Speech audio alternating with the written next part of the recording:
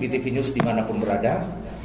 Kembali bersama kami di acara spesial kami, acara Ngopi Bareng Ngobrol Pintar. Hari ini kami bersama salah seorang narasumber kami, pelaku usaha menengah ke bawah ya, dari Asosiasi Pedagang Kaki Lima Kota Probolinggo. Beliau sengaja kami undang ke sini untuk bincang-bincang terkait perekonomian di tingkat bawah di Kota Probolinggo. Untuk lebih dekatnya kita langsung menyapa narasumber kami pada hari ini. Apa kabar ini Pak? Baik ya. Perkenalkan namanya Pak. Nama kami adalah Bapak Masam selaku Ketua APK 5 Kota Probolinggo untuk periode 2020 sampai 2025. Berapa anggota ini yang sekarang ada dalam asosiasi ini? Untuk sekarang ini kami hanya berkisaran sekitar 300 yang masuk di data kami, karena kami untuk melanjutkan data kami belum ada keberanian karena kami belum ada di posisi oleh pemerintah. Jadi masih kami ingin meneruskan data ini, takut tidak ada respon dari pemerintah. Jadi berarti masih banyak yang belum terdata ini ya? Banyak yang belum terdata karena untuk sementara ini PKL banyak yang baru ya, karena dengan korban adanya PHK terus banyak yang lain-lain itu larinya kepada PKL. Jadi sekarang ini dengan menjamurnya PKL di Kota Probolinggo, jadi belum bisa kami sempat untuk mendata ulang. Jadi banyak korban PHK dan lain-lain juga jadi PKL. Jadi PKL ini salah satu pekerjaan yang dilirik juga ya. Misalnya korban-korban PHK ini ya. Memang gini Mas, PKL ini memang kelihatannya itu memang disepelekan oleh seseorang. Tapi di dalam kegiatan beraktivitas PKL ini ya banyak yang sukses. Banyak yang sukses. Berangkat jadi PKL sekarang banyak yang sudah mempunyai tempat sendiri, membeli atau menyewa. Gitu ya. Ya, itu berkat dari dia itu intent menjadi PKL yang saya tahu selama ini. Ini Pak Marsam ini kan saya lihat kayaknya salah satu tokoh senior ini di PKL-nya, karena sejak dulu saya sudah melihat Pak Marsam ini sudah ada di PKL ya. Sekarang akhirnya mencoba mendirikan namanya Asosiasi Pedagang Kaki Lima. Secara keseluruhan yang Pak Marsam tahu, berapa kira-kira jumlah pedagang kaki lima secara keseluruhan? Untuk sementara yang kami tahu itu sekitar 1.000 Mas, lebih sedikit sudah. 1.000 PKL 1.000 itu dari berapa sektor koordinator. Koordinatornya itu mulai dari Ketapang, Pilang, Jalan Raya, Panglima Sudirman, Dr. Sutomo, Dr. Saleh, Suroyo, Alun-Alun, Cokro, Pahlawan, itu banyak. Gatot Subroto itu dibagi per koordinator. Ya. Jadi untuk wilayah Pilang, wilayah Ketapang itu ada koordinatornya sendiri. Jadi kami kalau dulu semasa paguyuban itu kami kalau mengadakan kegiatan selalu memanggil koordinatornya untuk mewakili aspirasi mereka apa yang terjadi di lapangan. Itu yang selama ini kami tahu. Luar biasa, 1.000 ya, 1.000 PKL sekota ya. Wah, luar biasa, penyumbang penghasilan termasuk luar biasa nih dari PKL ini. Karena kami tahu seorang PKL itu mandiri, sifatnya mandiri Mas. PKL itu adalah penunjang perekonomian Kota Probolinggo. Ya alhamdulillah selama ini PKL belum pernah ada atau istilahnya diobrak-obrak ya. Karena selama ini PKL masih adem ayem lah ya istilahnya dengan adanya kepemerintahan sekarang. Kami juga berterima kasih pada pemerintah. Mudah-mudahan ke depan pemerintah ini bisa lebih ada perhatian kepada PKL. Kami tidak akan menyalahkan pemerintah karena pemerintah itu untuk sementara ini bergelut dengan kondisi masalah COVID. COVID ya. Ya, jadi kami memaklumi lah kalau pemerintah itu memang tidak ada perhatian kurang ada perhatian kepada Tapi PKL tetap eksis ya. Tapi PKL memang pondasinya sudah kuat, Mas. Kuat ya. Kalau seorang PKL tahan panas, tahan angin, tahan hujan. Woi. Anti karat ya. Itulah watak PKL. Luar biasa ini. Ya. Tapi 1000-nya ini yang saya heran ini Pak Marsam. Ya. Luar biasa banyaknya ya. Baik Pak Marsam. Terus tadi Pak Marsam ngomong angka 1000. Tapi dalam liputan menjelang Lebaran bulan puasa ini, kami melihat di beberapa daerah ini membludak ini Pak Marsam. Kira-kira Sekarang gini Mas. Membludak banyak PKL pedagang dadakan ini. Sekarang gini, memang PKL itu pintar membaca situasi dan kondisi. Jadi dia itu kalau kondisinya pas bulan Ramadan mau masuki bulan Ramadan atau hari raya, dia itu biasanya dia itu hanya jual sendiri, anak buahnya ditoto nenggono. Seperti sekarang penjual takjil. Itu kan musiman. Ndak usah diusir, entek-entek dhewe wis. Pokoke mari bulan poso entek buyar. Seperti penjual topi peci. Itu kan banyak menjamur sekarang. Ibaratkan kecambah wis ya. Menjamur di sana. Itulah watak seorang PKL. Ikan asap lagi saya lihat ini. Ikan asap. Iya, ikan asap semua, Mas. Karena memang momentum bulan Ramadan ini adalah tempat untuk mengkais rezeki yang sungguh ditunggu-tunggu, karena momentum ini akan ada kaitannya dengan kondisi perekonomian untuk menjelang hari raya gitu ya. Tapi pasti koordinasi dengan Pak Marsam ini ya. Ya alhamdulillah Mas. Alhamdulillah. Luar biasa Pak Marsam ini bisa menjadi pembina tentunya ini, bisa menata PKL ini. Ya sebetulnya gini Mas, kalau kita berbicara seorang Pak Marsam, tidak ada apa-apa. Tidak ada apa-apanya. Seorang Marsam ini bisa berdiri tegak, bisa berjalan, harus ada bantuan daripada teman-teman.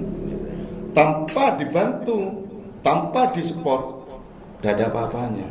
Organisasi ini jalan karena ada anggota, kan gitu. Sebentar Pak Marsam. Ya. Tadi ngomong asosiasi pedagang kaki lima. Terus apa bedanya PKL dengan UKM itu? Kalau PKL itu adalah produk mandiri, Mas. Mandiri ya. Makan cari sendiri, modal cari sendiri. Ya. Itu produknya PKL. Tahan banting. Iya, PKL itu tahan banting, Mas. Jadi memang apa ya? Mutunya dari PKL itu tahan angin, tahan hujan, tahan panas, tahan banting. Tuh beda dengan UKM. Karena UKM itu ada binaan. Ada binaan ya. Apa PKL tidak pernah dibina? Untuk sementara. Untuk sementara. Belum ada. Kami tadi sudah berbicara bahwa pemerintah masih belum menyentuh kepada PKL terkait ada kondisi adalah pandemi. Mudah-mudahan pandemi ini cepat teratasi, pemerintah akan melirik. Karena apa? Prospek PKL ini sudah jelas. Gitu. Apa tidak pernah selama ini pemerintah berpikir bukan cuma hanya UKM tapi PKL juga coba disentuh oleh pemerintah selama ini? Karena gini Mas, kami di sini pemerintah itu serba kesulitan. Siapa yang mau diajak berbicara? Kan gitu. Kan ada kelompok-kelompok. Ada kelompok-kelompok. Nanti kalau saya yang diajak bicara, nanti yang sebelah takut. Nanti kalau yang sebelah diajak bicara, anggota saya. Kan ini. Jadi saya memaklumi pada pemerintah lah. Betul lah. Tapi berharap ya supaya kami berharap dibina ya. Ada pembinaan. Bagaimanapun biar organisasi ini satu arah, satu tujuan, cepat-cepat diatasi oleh pemerintah, biar tidak ada kelompok ini, kelompok A, kelompok B. Tujuannya sama ini Mas. Kelompok A tujuannya membantu, kelompok B tujuannya membantu. Kan gini, tidak ada yang mau menyesatkan. Semuanya berlomba-lomba ingin membantu. Bagaimana teman-teman bisa beraktivitas, bagaimana teman-teman tuh bisa mengais rezeki dengan tenang, itu loh.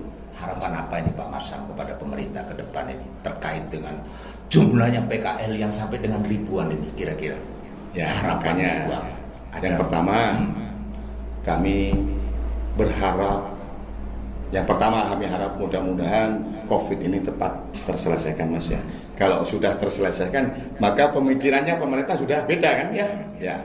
Terus yang pertama tujuan kami adalah yaitu harus ada perhatian. Ya. Kami mohon ada perhatian dari pemerintah bagaimana PKL ini. Yang kedua, ada solusi atau yang kedua dialog.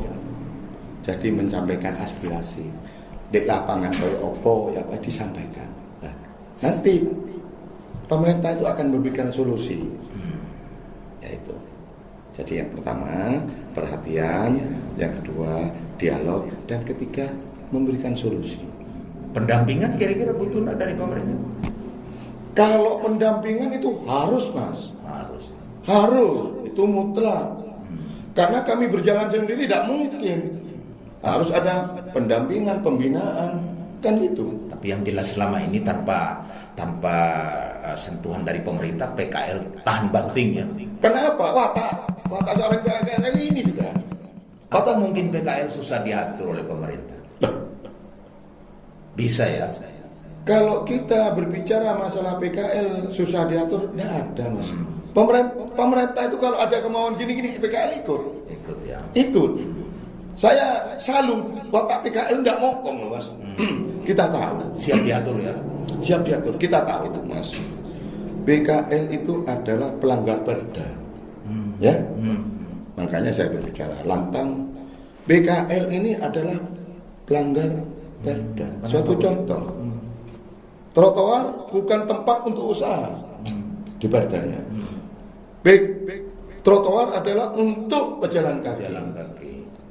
Tapi karena pemerintah melihat, mendengar, dan merasakan dengan hati, lek kita gusur mangan opo rakyatku. Ini loh, Mas. Mendengar, melihat, mendengar, dan merasakan. Ini yang dipegang oleh pemerintah. Makanya perdanya ditutup. Lahirlah kebijakan pemerintah. Saya terima kasih. Lah sama mana pemerintah ngomong sikat. Mau apa kita, Mas? Tapi gini Pak Marsam, lagi saya masih penasaran ini. Dari jumlah kurang lebih 1.000 PKL yang ada di Probolinggo, ini berarti mengalahi perusahaan raksasa ini, Pak Marsam. Kira-kira kalau pemerintah punya terobosan baru untuk membangun sektor ekonomi dengan membina 1.000 PKL ini, kan berarti ada sebuah perusahaan besar yang ada di Probolinggo ini.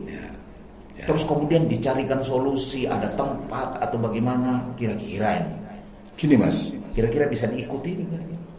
PKL itu bisa ditata, bisa direlokasi, mengikuti aturan pemerintah. Karena PKL itu sepertinya punya peribahasa. Di mana ada semut, di mana ada gula, di sana ada semut. Begitu ya. Iya. Jadi PKL selalu hadir di tempat yang ada gulanya ya. Iya. Ada keramaian ya. Ada keramaian. Lah cuma pasir tok dan gulane, Mas. Dadi opo, Mas? Lah ditumpu iya. Tapi kan bisa Pak Marsam, pemerintah bisa membuat ada satu pasar baru khusus PKL yang nanti akhirnya masyarakat datang ke sana. 1.000 loh Pak Marsam. Lah mangkat. Sama dengan sebuah perusahaan besar loh Pak Marsam. Jadi kalau pemerintah mengatur begitu, berarti buatkan dulu sektor pariwisatanya, terus kemudian PKL-nya, brandingnya, gitu ya. Intinya pesannya sudah saya dapat ini tadi ya. Dengan adanya bertumbuh PKL ini ya, yang jumlahnya tadi sudah besar tadi 1.000. Butuhnya cuma hanya ada 3 poin ya, tambah 1 ya. Butuh perhatian dari pemerintah, kemudian dialog, kemudian butuh solusi dan pendampingan. Begitu ya. Baik, cukup ya Pak Marsam ya. Ya, baik Pak Marsam.